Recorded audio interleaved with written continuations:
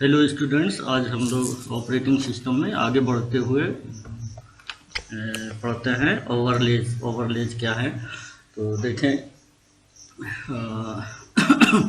Since entire process must be in physical memory before it can execute, thus the size of a process is limited to the size of physical memory, so that a process can be larger than the amount of memory allocated to it. A technique called overlays is sometimes used। मतलब ये है कि अभी तक आप लोगों ने क्या पढ़ा है कि कोई भी प्रोसेस है, अगर उसको एग्जीक्यूट होना है तो सबसे पहले उस प्रोसेस को कहाँ पर आना होगा? मेन मेमोरी, फिजिकल मेमोरी में होना होगा सारा का सारा। ठीक है, तो इसका मतलब ये है कि जो प्रोसेस का साइज जो है वो लिमिटेड हो जाता है। कितना? मेमोरी की साइज पर। ठीक है, 10, वही लिखा 10, the size of process is limited to the size of physical memory. मतलब ये है कि प्रोसेस उतना ही साइज का होना चाहिए जितनी मेमोरी अवेलेबल है, ये लिमिट हो गई। ठीक है, so that a process can be larger than the amount of memory allocated to it, a technique overlays is sometimes used। मतलब ये है कि प्रोसेस जो है जो अवेलेबल मेमोरी से ज़्यादा भी हो सकता है। ठीक है, तो मतलब लिमिट, इसको अगर हम लिमिट को हटा दें कि प्रोसेस की साइज जो है फिजिकल मेमोरी की साइज से ज़्यादा भी हो सकता है, अगर ऐसा हटा दें और ऐसा हम मतलब इस तरह के प्रोसेस को हम एग्जीक्यूट कर सकें, तो ऐसी जिस टेक्निक का यूज करके हम ऐसा कर सकते हैं उस टेक्निक को बोलेंगे ओवरलेज। ठीक है, clear? Overlays is a technique, आगे उसी को फिर से एक्सप्लेन किया है। Overlays is a technique to run a program that is bigger than the size of physical memory by keeping only those instructions and data that are needed at any given time। ठीक है, when other instructions are needed, they are loaded into the space that was previously occupied by the instructions that are no longer needed।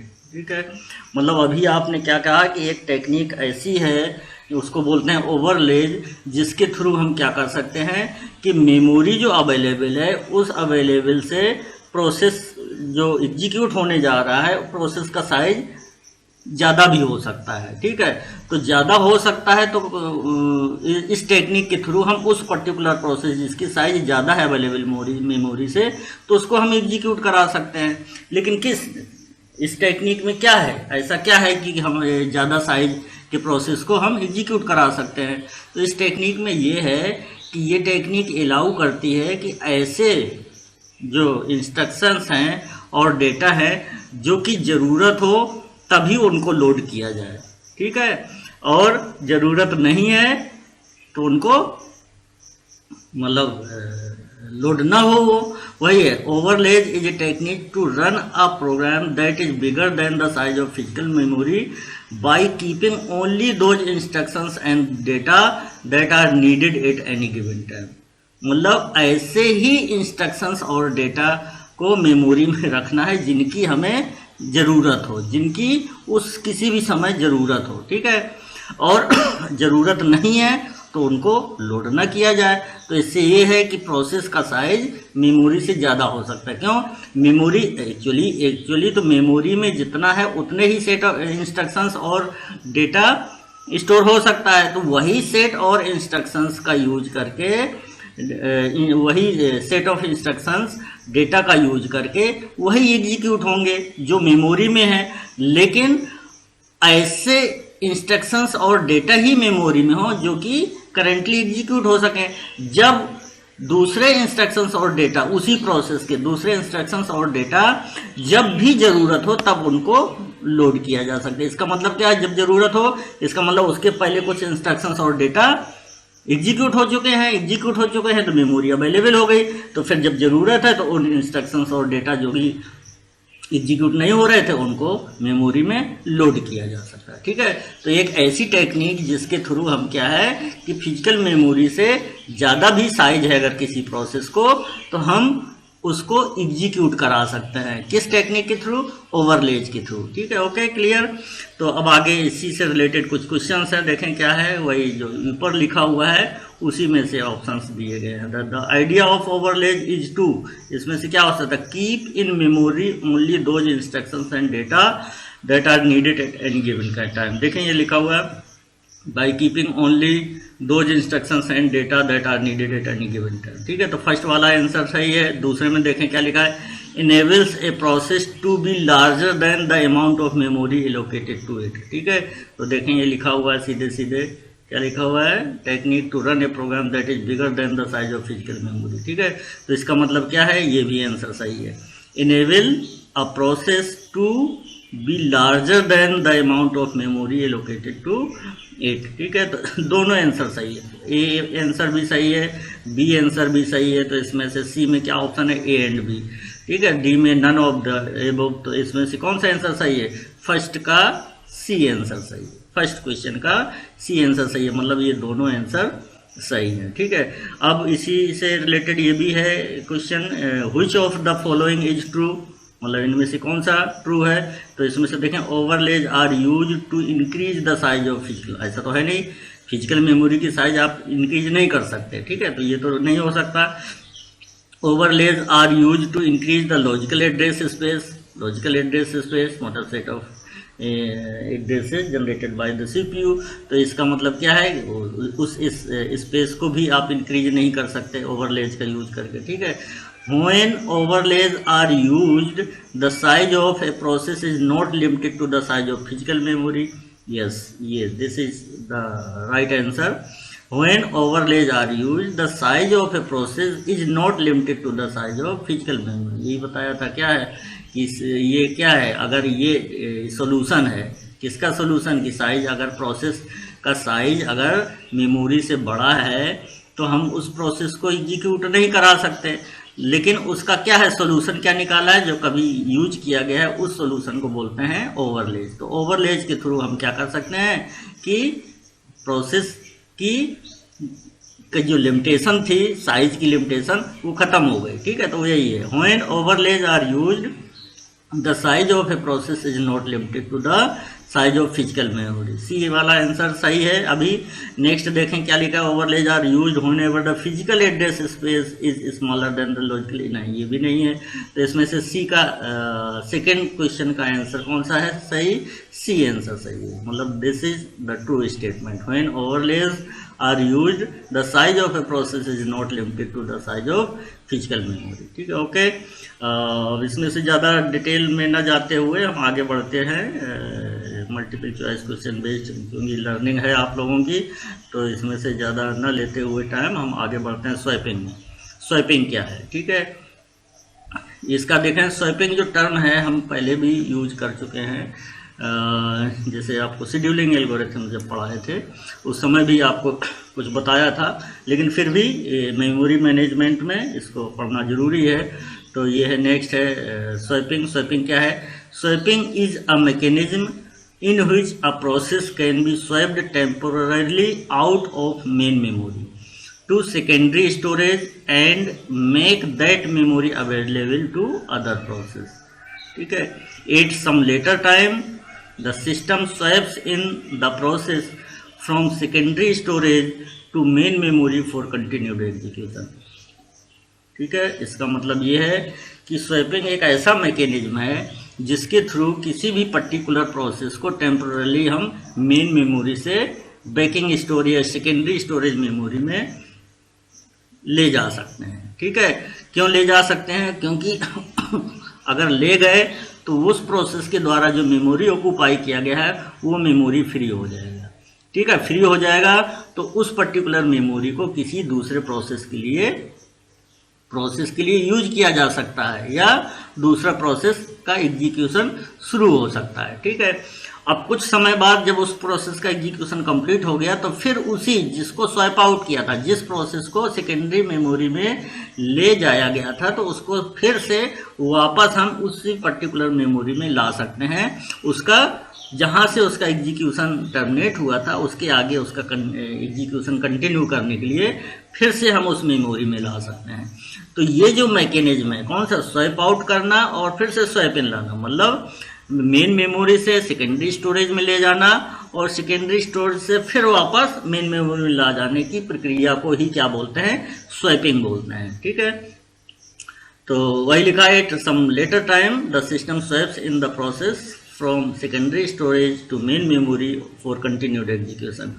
In a multi-programming environment, this mechanism is used with a round-robin scheduling algorithm। एक example लिया है कि जैसे आप लोगों ने पढ़ा है, क्या पढ़ा है, मल्टी प्रोग्रामिंग इन्वायरमेंट में क्या है कि more than one programs can reside in main memory.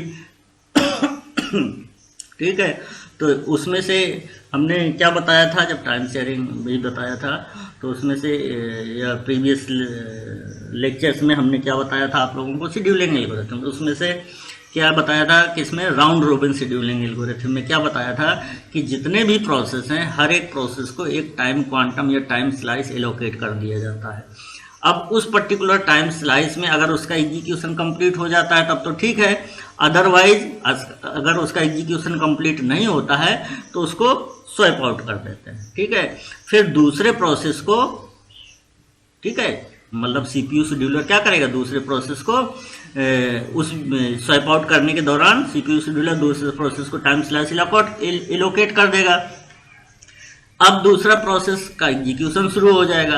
अगर वो उस पर्टिकुलर टाइम स्लाइस में उसका एग्जीक्यूशन कंप्लीट हो जाता है तो ठीक है, तीसरे प्रोसेस को टाइम स्लाइस एलोकेट हो जाएगा, अदरवाइज उसको फिर से सेकेंड प्रोसेस को फिर से स्वैप आउट कर दिया जाएगा। ये चलता रहता है swap out.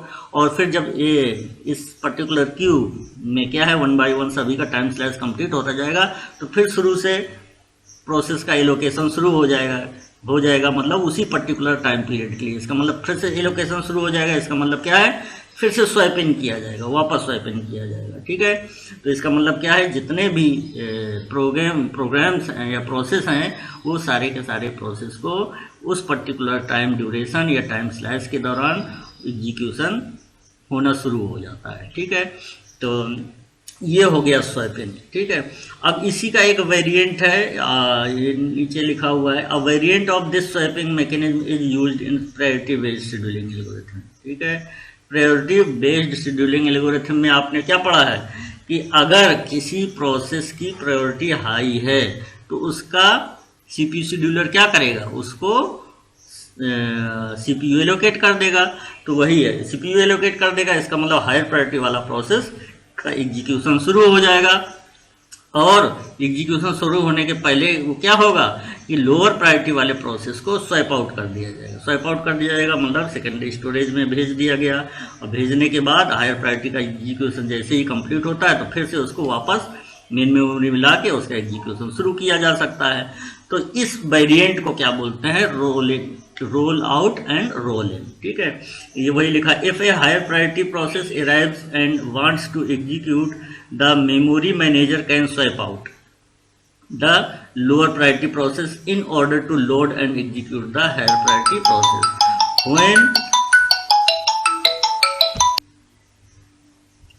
When the higher priority process finishes, the lower priority process can be swept back in and can continue its execution. This variant of sweeping is sometimes called roll out and roll in.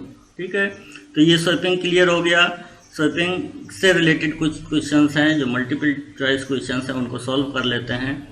ये क्या है, swapping requires, ठीक है, motherboard, keyboard, monitor, banking store. इनमें से कौन सा सही है? इनमें से क्या है, स्वेपिंग में क्या होता है कि जब भी मेमोरी से जब पर्टिकुलर प्रोसेस को स्वैप आउट करेंगे तो कहाँ पर करेंगे, बैकिंग स्टोर या सेकेंडरी स्टोरेज में। ठीक है, सेकेंडरी स्टोरेज मेमोरी में।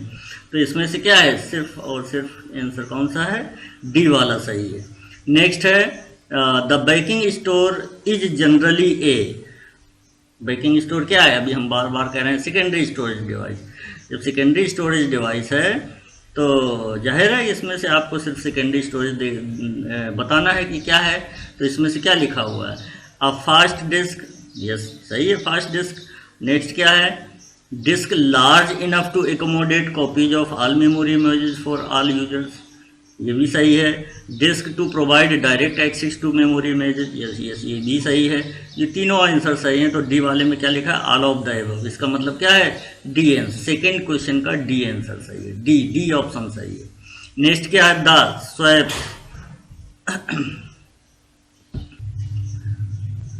तो इसमें से देखेंगे the fill in the blank swaps processes in and out of the memory. मतलब मेमोरी में से स्वैप आउट और स्वैप इन करने का काम किसका है? जाहिर है कि मेमोरी मैनेजर का। ठीक है, तो ये देखें स्पष्ट लिखा हुआ है। इसके ऊपर देखें, जस्ट यहाँ पर आप लोगों को इसीलिए ये टर्म यूज किया गया है। यहाँ पर जो चूँकि मल्टीपल चॉइस क्वेश्चंस में लिखा हुआ है, देखें उसमें से जानबूझकर ये वर्ड यूज किया गया है, the memory manager can swap out. ठीक है, the low priority process in order to load and execute the higher priority process. तो यही आंसर मतलब चॉइस में दिया गया है, तो इसका आंसर क्या है? Memory manager. ठीक है, तो थर्ड क्वेश्चन का आंसर क्या है? फर्स्ट ऑप्शन सही है, ए ऑप्शन सही है। नेक्स्ट चलते हैं।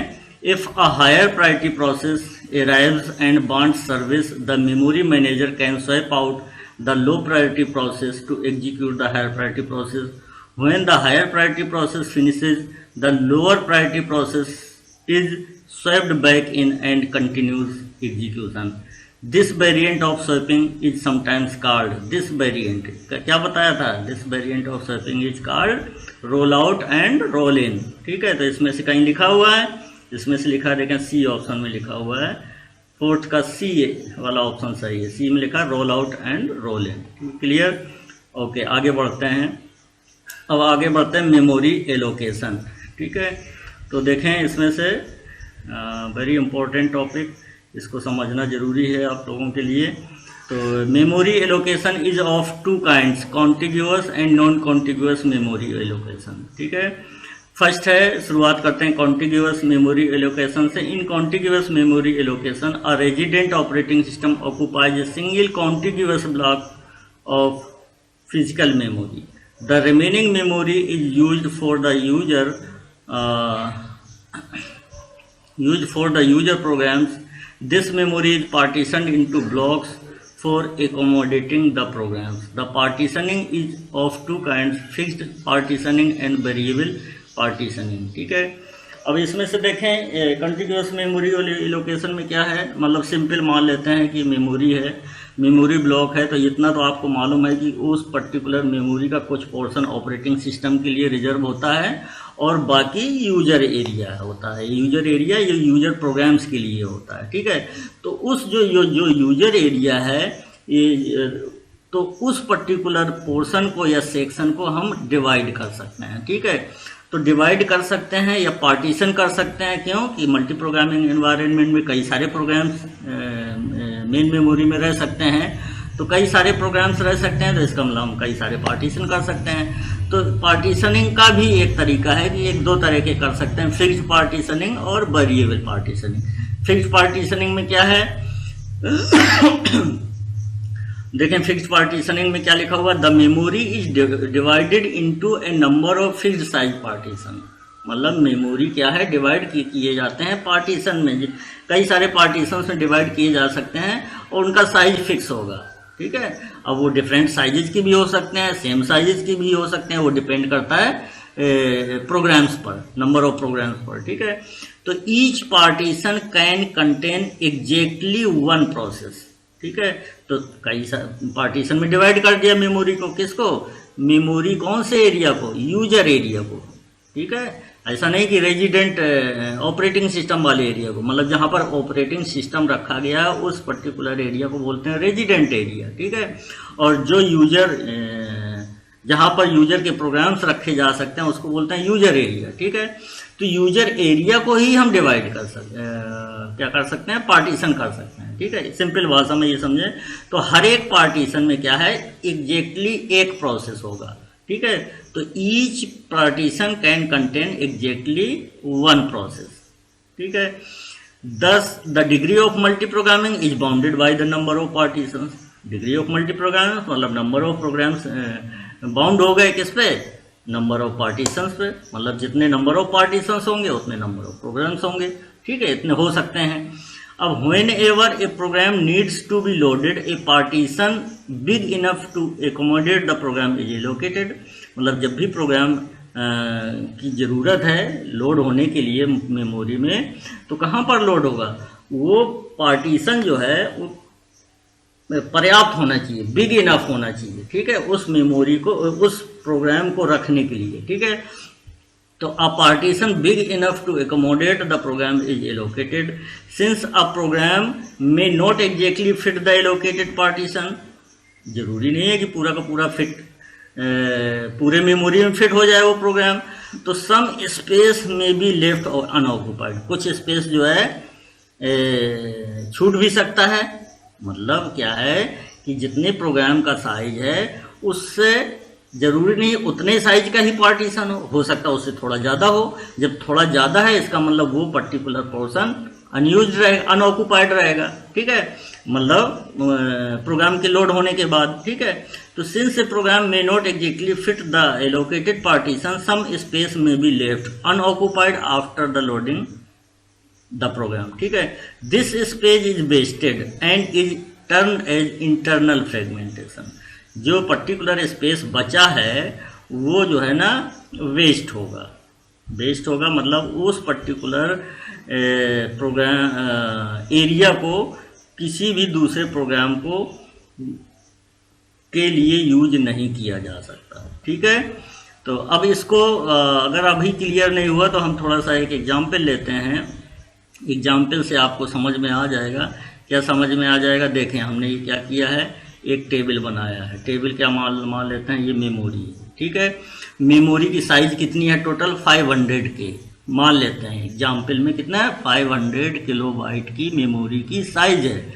अब उसमें से ऑपरेटिंग सिस्टम, कुछ पोर्शन में ऑपरेटिंग सिस्टम होगा और बाकी पोर्शन कौन सा होगा, यूजर एरिया होगा, ठीक है। तो अब देखें हम यहाँ पर एक ही प्रोग्राम ले लेते हैं, ठीक है। अभी का क्या बताया, multiple programs can be loaded into memory, लेकिन मेमोरी को क्या है हम फिक्स नंबर साइज में डिवाइड कर सकते हैं। लेकिन हम समझाने के लिए क्या मान लेते हैं कि एक मेमोरी है जिसमें से एक पोर्शन में ऑपरेटिंग सिस्टम है, दूसरे पोर्शन में यूजर के प्रोग्राम है, ठीक है, यूजर का प्रोग्राम है, प्रोग्राम्स हो सकते हैं, हम एग्जाम्पल ले लेते हैं एक प्रोग्राम समझने के लिए, समझाने के लिए, ठीक है। तो इसमें से देखें टोटल मेमोरी की साइज मान लेते हैं 500 के है। अब उसमें से 50 के की साइज का ऑपरेटिंग सिस्टम है, तो देखें 0 से शुरू हुआ 50 के तक ये ऑपरेटिंग सिस्टम ने ऑक्यूपाई कर लिया मेमोरी को। अब कितना स्पेस बचा, 500 में से 50 घटा देंगे तो कितना बचा 450 के, 450 किलोबाइट की साइज की मेमोरी बची।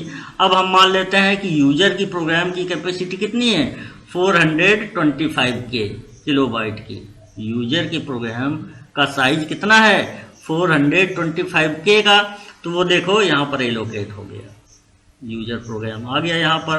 क्यों, क्योंकि अवेलेबल मेमोरी कितनी थी 450 और उसका साइज है सिर्फ 425 के, एलोकेट हो गया, ठीक है, एलोकेट हो गया।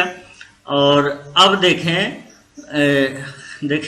ये कौन सा एरिया बचा, ये 25 के का बचा, ठीक है, 25 के का बचा। तो अब ये इसको यूज नहीं किया जा सकता, ठीक है, क्योंकि ये टोटल का टोटल ऑक्यूपाई कर लिया उसने, कितना 450 के किलोबाइट का ऑक्यूपाई कर लिया, उसमें से उसकी साइज सिर्फ 425 के की थी। तो यहाँ पर क्या हो गया, कितना बचा 25 के का। अब 25 के का की साइज को किसी दूसरे प्रोग्राम के लिए यूज नहीं किया जा सकता। किस केस में, फिक्स्ड पार्टीशनिंग के केस में। वेरिएबल पार्टीशनिंग के केस चूंकि अब बाद में पढ़ाएंगे, तो अभी हमने क्या बताया था कि ये क्या हो गया, ये शो कर रहा है यहाँ पर क्या है, ये वेस्ट हो रहा है 25 के किलोबाइट का जो स्पेस है ये वेस्ट हो रहा है, क्योंकि ये दूसरे प्रोग्राम के लिए यूज नहीं किया जा सकता है। तो इसी को बोलते हैं internal fragmentation. This space is wasted and is termed as internal fragmentation. ये हमने क्या बताया है, अभी इसमें ये ध्यान देने की जरूरत है। हमने क्या बताया, इस यूजर एरिया को मल्टीपल प्रोग्राम्स के लिए यूज करते हैं। तो हमने सिर्फ एक प्रोग्राम का एग्जाम्पल लिया, यहाँ कई सारे प्रोग्राम्स मान लेते हैं कि 2 प्रोग्राम होते तो इसको क्या है, फिक्स्ड साइज पार्टीशन में डिवाइड करते हैं, तो दो पार्टीशन में डिवाइड कर लेते हैं, ठीक है। तो यहाँ पर कितना बचता, 450 में से मान लेते हैं एक 200 का कर दिया, दूसरा कितना कर दिया 250 का, दो पार्टीशन हो गए। अब दो पार्टीशन हो गए, एक प्रोसेस के लिए कितना हुआ, एक प्रोसेस है मान लेते हैं 200 किलोबाइट का है, तो फर्स्ट पार्टीशन में तो 200 किलोबाइट मेमोरी एलोकेट हो गई उस पर्टिकुलर प्रोसेस के लिए। जो प्रोसेस P2 है उसकी साइज है मान लेते हैं 210, ठीक है, और बचा कितना 210, तो इसमें बचा कितना था 250 किलोबाइट की मेमोरी बची थी। सेकेंड पार्टीशन कौन सा 250 किलोबाइट का था, 210 का प्रोसेस का है, तो वो भी एलोकेट हो जाएगा। लेकिन कितना बचेगा 210, मतलब कितना था 250 माइनस 210 कितना बता 40 के, तो 40 के की किसी भी पर्टिकुलर प्रोसेस को एलोकेट होने के लिए यूज नहीं कर सकते। तो इस पर्टिकुलर स्पेस जो वेस्ट हो रहा है इसको क्या बोलेंगे कि, या हम ये कह सकते हैं कि this type of partitioning, fixed partitioning suffers from internal fragmentation. Clear हो गया। अब आगे बढ़ते हैं, इसी से रिलेटेड हम चलते हैं, क्वेश्चन सॉल्व करते हैं कुछ multiple choice questions. Transient operating system code is code that is not easily accessible. Transient operating system, देखिए हमने क्या बताया यहाँ पर कि ये क्या है, रेजिडेंट ऑपरेटिंग सिस्टम, ठीक है। अब ऑपरेटिंग सिस्टम में भी कुछ कोड या रूटीन्स ऐसे होते हैं जो कि आते जाते रहते हैं, मतलब उन्हीं जैसे कुछ ड्राइवर्स हैं उनकी ज़रूरत नहीं है, कुछ ड्राइवर्स हैं उनकी ज़रूरत नहीं है, तो वो क्या हो जाएंगे, मतलब स्वाइप आउट हो जाएंगे, ठीक है। तो ताकि उन पर्टिकुलर उस एरिया को, उस पर्टिकुलर एरिया को या उस पर्टिकुलर साइज के एरिया को दूसरे प्रोग्राम्स या दूसरे रूटीन्स को यूज करने के लिए, रन करने के लिए यूज किया जा सके। तो ऐसे कोड्स, ऑपरेटिंग सिस्टम के ऐसे कोड्स को हम बोलते हैं ट्रांजिएंट कोड्स, ठीक है, जो कि मेमोरी में आते रहें और जाते रहें, ठीक है। तो इसीलिए बोला गया ट्रांजिएंट कोड ऑपरेटिंग सिस्टम के। तो यहाँ पर ये यूज किया गया क्वेश्चन में है, तो तुम समझा दिया आप लोगों को। तो transient operating system code is the code that is not easily accessible. ऐसा तो नहीं है, ऑपरेटिंग सिस्टम जब भी रन होता है तो उसके जो भी कोड हैं वो एक्सेस होते रहते हैं, ठीक है। नेक्स्ट क्या है, comes and goes as needed. ये ऑप्शन सही है, आते जाते रहे, जो हमने बताया आते जाते रहते हैं भाई। आते जाते क्या क्या मतलब, वो ट्रांजिएंट ऑपरेटिंग सिस्टम कोड बोलते हैं उनको, कि जिनकी ज़रूरत नहीं है तो उनको लोड नहीं करे ऑपरेटिंग सिस्टम, और जब भी ज़रूरत हो तब ऑपरेटिंग सिस्टम उन पर्टिकुलर कोड्स या रूटीन्स को लोड कर ले। तो इस तरह के ऑपरेटिंग सिस्टम के कोड्स जो होते हैं, रूटीन्स होते हैं, उनको बोलते हैं ट्रांजिएंट कोड, ठीक है, ट्रांजिएंट रूटीन्स या ट्रांजिएंट ऑपरेटिंग सिस्टम कोड्स।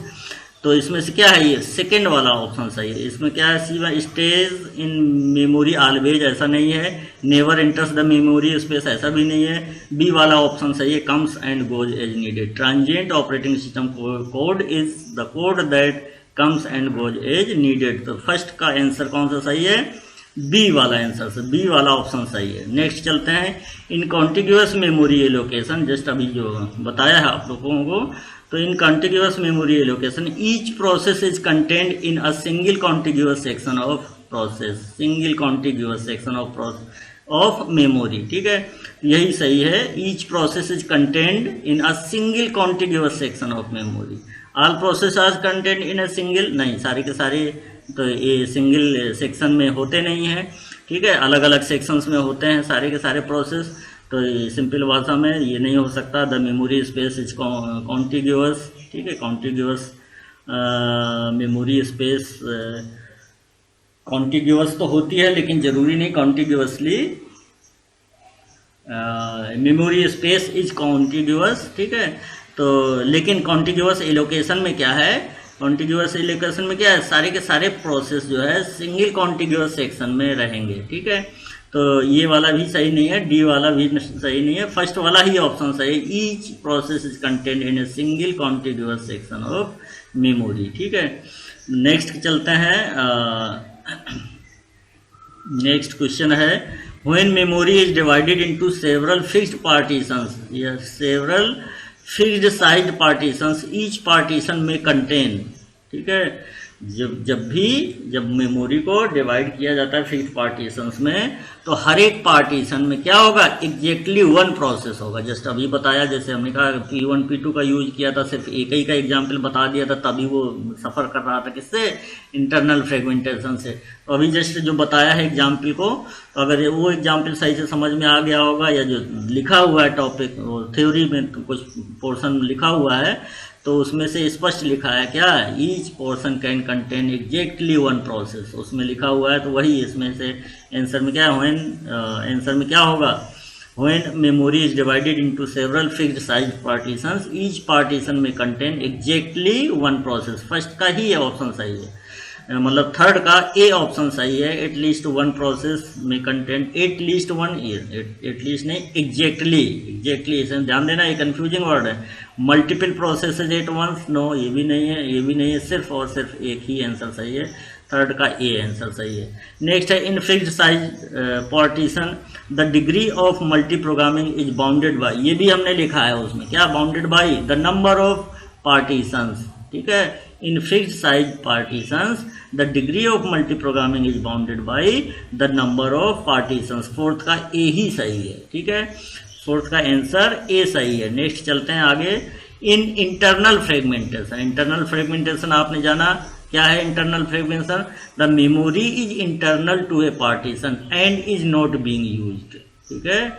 मतलब मेमोरी क्या है, इन इंटरनल फ्रेगमेंटेशन में क्या है, जो मेमोरी बची हुई है वो मेमोरी को और किसी प्रोसेस के द्वारा यूज नहीं किया जा सकता, या उसी प्रोसेस के द्वारा यूज नहीं किया जा रहा, ठीक है। क्यों, क्योंकि प्रोसेस की तो ज़रूरत कम ही की थी, जो कि ज़्यादा मेमोरी एलोकेट हो गई है, ठीक है। जब कम की ज़रूरत थी, इसका मतलब जो अनयूज्ड स्पेस है वो यूज नहीं हो रहा है, तो वही लिखा हुआ है, in internal fragmentation memory is internal to a partition and is not being used.